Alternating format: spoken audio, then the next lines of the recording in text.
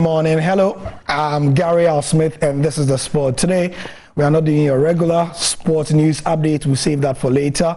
We're having a discussion on raising the profile of sport in Africa. In the past 2 weeks or so, you've seen our correspondents travel all across the world to the World Athletics Championships and elsewhere, bringing us local perspectives to the global issues. And I have said not once, not twice on those segments that it's important to have our faces and our voices there. Today, my guest is somebody whose job is to do exactly that, to raise the voice, the tenor and the profile of African sport. And he's been doing it for years, for decades as well. And his very identity goes to capture why probably this is important. And he's Franco-Gabonese, which puts him in a very, very interesting place as to being in Europe and African at the same time, giving European quality with the African flavor. That's the man in your short. And his job basically is to do a lot of good PR for African sport. It's a pleasure to welcome him into the studios. But first, watch a bit of this montage.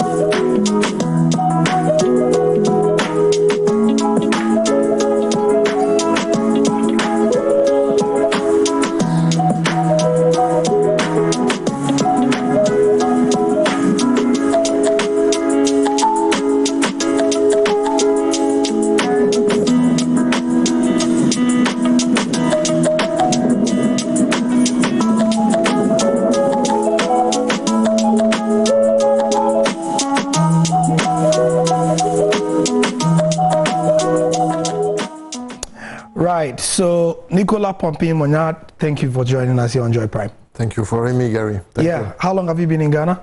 Well, 3-4 days. 3-4 days. Seems you come here every few months or so, right? I will come back in a few weeks again. Yes, as part of his job. So he is the team lead, essentially, of APO. Now, you may not know of his organization, but you will feel them. The African Press Organization is that organization that is behind a lot of the corporate communication for many, many, many global bodies. I'll read a few for you.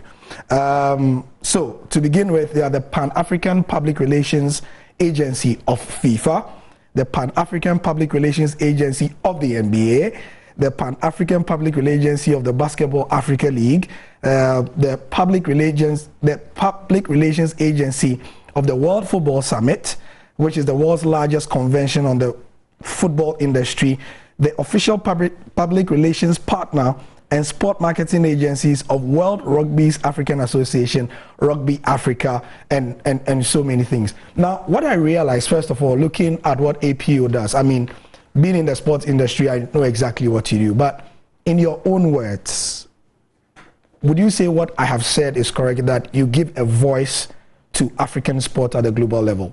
Absolutely. I mean, but what I can tell you is we are doing a lot of sport. We are doing a lot in sport, but it's not our core business. Core business is corporations. In fact, so we have 325 clients, and it's fact that well, for some reason, sport is interesting and important for a lot of people. So people tend to focus on our activity into sport. So it's a fact. We are managing the public relations for the entire continent for FIFA, NBA, Basketball Africa League, Rugby Africa. Sure, it's more visible, but we are also managing, and that's our core business, the public relations for companies like Canon or Nestle or the Jack Ma Foundation. We are working for the African Development Bank, Islamic Development Bank, the Catholic Church, etc., etc. So we're doing a lot of different things. I think it's one of the specificities of APO Group. We have two business units: press release distribution and public relations, and we are Pan-African in everything we do, and serving 325 clients. We are serving a lot of different industries, a lot of different sectors, events, Africa Energy Week, Africa Tech Festival, etc., etc. But when it comes to sport, sport is special to us because there are a lot of different ways to show the world another image of Africa, to rebalance the narrative of Africa. We all know that the international media have a tendency to focus on the bad news.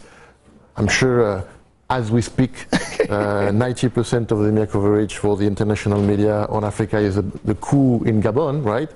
But Africa is not a country. Sure. Africa is 54 countries, and so out of the 54, you will always have 1 or 2 or 3 or 4 countries where indeed you have bad news and conflicts, sure. But then there are plenty of good news, and sport is good news. Sport is education, health, conflict resolution, etc. There is rugby outside of South Africa, there is football everywhere, there is basketball in several countries, there is taekwondo, judo.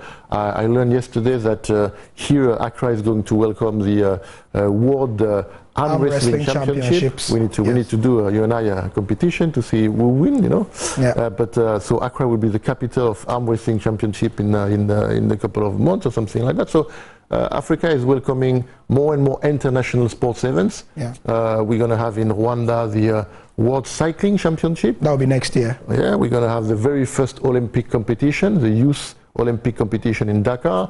That's Egypt, in 2026. Exactly. Egypt announced that they are bidding towards the Olympic Games for 2036, etc. So I mean, sport is to quote the president of Rugby Africa, again, Herbert Mensah, sport is a big business, and so we ventured into that business a few years ago, moving from corporation world to sport world. We now are the leader when it comes to public relation in the sport industry in Africa. There are huge opportunities. It's an industry which is growing. This all comes down to the figures provided by the United Nations. Africa will be 40% of the entire humanity by 2100, and so all the international sport federations see Africa as their future.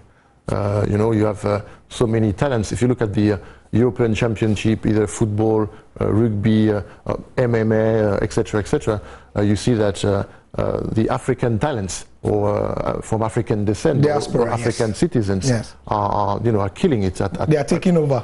Exactly, at all the disciplines. NBA is one of the case, not only in fact on the field, but also in the administration. So Africa has much more to offer, but now the idea is for us to grow the business of sport on the continent, so athletes can stay on the continent, make a living on the continent, develop competition on the continent, and so that ecosystem is in the making. We start from where we are starting, let's say, but the potential is it's huge. But let me ask you, Nicolas, why is it important that you do what you do? Why is it important to specifically and intentionally tell the African story? Is it the case that you feel like we leave too many things to chance, and so, for example, the Western media intentionally then tell the bad news about us? Listen, I mean, it all comes down to why I created that company. I created the company 16 years ago, 2007. I was a journalist for a Gabonese media. Was a correspondent in Europe, based in Paris, and so I knew that the media coverage provided by the international media was very poor. It was all about AIDS, conflict, coup, etc., etc. Uncomplimentary. Right? Yes, exactly. And so, but as a journalist, I knew already. I was meeting the president of the African Development Bank regularly, etc. I knew that there were already good news about the continent. Just that the international media apparently didn't have access to that content or choose to disregard it, or etc. So what I did is I contacted all those institutions, African institutions. I make sure I receive all their press releases.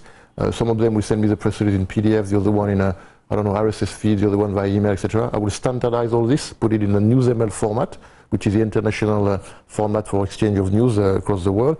And then I went to Bloomberg, I went to Reuters, I went to LexisNexis, I went to Factiva, the news aggregators, and I told them, listen, here is a feed of news, press releases issued by the press release, official statement, etc., issued by African institutions. Please offer that for free. I'm giving that to you for free.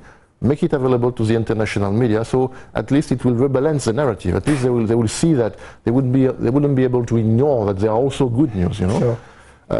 And sport is in my mind initially was exactly the same idea. Yeah. You know, I think it's good that you have pictures of women playing rugby in Libya, in Ghana, in DRC Congo, which are available on Getty Images, thanks to APO Group. That we are distributing to all the big media, international media, from Voice of America to BBC to Al Jazeera to Deutsche Welle to whatever, O Globo in Brazil, making available to them press release, images, video B-roll about sport in Africa. So being in charge of promoting and increasing the visibility of the Basketball Africa League, it's something you can be proud of. Be in charge of promoting Rugby Africa, it's something you can be proud of, and it's a way to increase the visibility of the continent on a positive note, let's say, and to rebalance the narrative. Yeah. What is the role of Africans ourselves in telling our own story better? Well, in your experience now, well, we have a huge responsibility. You know, if you don't tell your story, people will tell your story, you know, on your behalf. You may not like it, and this is why one of the things we are doing currently, we started 3 months ago a media relation training program. In fact, it's more than media relation. You could call it a public relation communication program with a very comprehensive curriculum.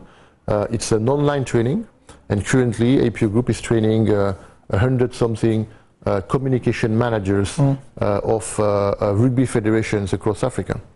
So we contacted all the rugby federations, and we asked them to designate 1, 2, 3 person communication managers to receive a training which is provided by APO Group, by our staff. So amongst the staff which are participating to that training, you have Emeka, which is the lead on FIFA, which I think you know very well.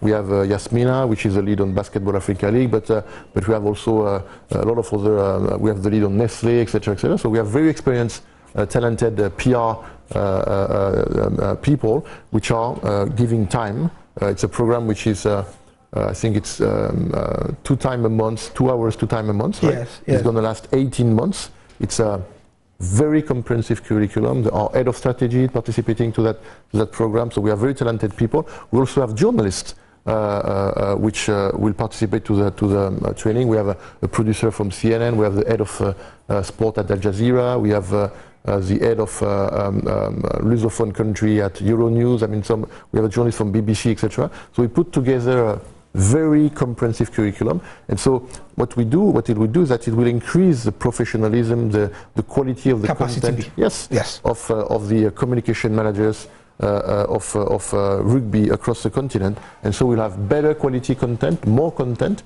and as you know, obviously we will distribute that content, make it available to the media. So it's one of those activities we are doing pro bono to make sure Africa, you know, has a voice. And make sure we spread better good news about the continent.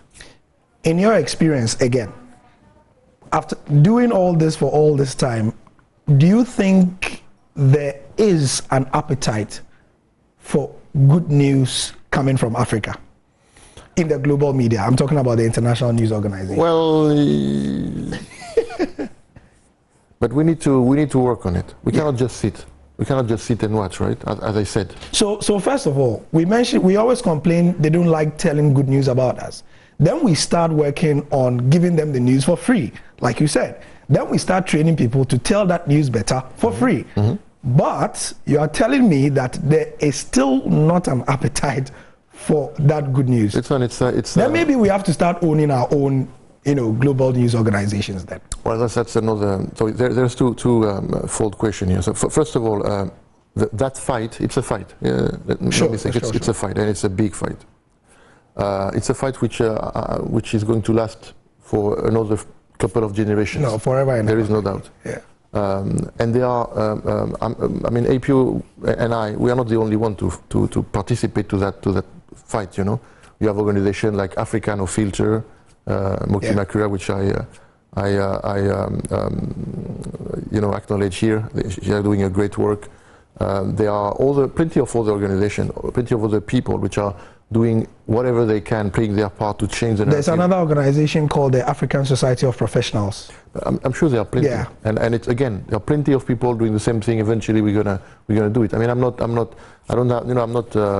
don't have pretentious or ego or whatever, etc. I mean, we're just playing our part, you know. But I know that that fight is so big, so huge. Well, we are fighting racism. We are fighting. The first thing we are fighting is preconception. Preconception. And it's come down to colonization, racism, etc. So it's a fight for 1, 2, 3, 4, 6 generations, and it's deeply rooted, you know. So there is a lot to be done again about that. But you know, we need to keep pushing. There are in rugby, for instance, as you know, we are working with rugby very closely, and the newly elected president of Rugby Africa, which is a Ghanaian, Herbert Mensah, a well-known businessman and sport administrator, during his campaign recently, he was stressing the fact that the governing body of rugby, World Rugby, is giving 5 million to France, 5 million to Ireland, 5 million to UK, while giving 2 million for the entire continent of Africa. And so in Africa, you have 37 countries playing rugby. So if you divide 2 million by 37, you have it's 50K dollars. Sure, you know. Sure. So on one hand, they are giving 5 million to France. On the other hand, they're giving 30,000 to I'm talking dollars, euro to a country like Kenya, for instance. And we are supposed to perform. But the problem is when the French Rugby Federation is sending a team to play against Ireland, the flight is 300 euro because your flight is cheap. It's cheap. And there is no visa. Meanwhile, when the Kenyan is going there, but not even that. When Kenya is going to Madagascar, I mean, they have to go through Dubai, whatever, and they have to pay for the visa, etc., etc. So it's a strange world. Yes. It's a strange world. But we also know that if you I have no doubt, I've been there. I know. If you take a Kenyan team or Ghanaian team, you give them the proper nutrition, the proper food, etc. They're gonna. Yeah. If you give them a fair playing field, they are the best in the world. So there is something else. You know, we have something else. So you can see that in MMA. I mean, not that long ago, the 3 champions of the world of MMA were African. I'm not talking from African descent. I'm talking African, yeah. African citizens. You see, we're discussing about the increasing number of players in the NBA, etc., etc. I mean, I was meeting with the president of Rugby Africa, Herbert Mensah. We were meeting the president of the French Rugby Federation a few days ago in Paris, and he was telling us that in France you have 1,200 African rugby players. So 1,200 African which are playing rugby in France.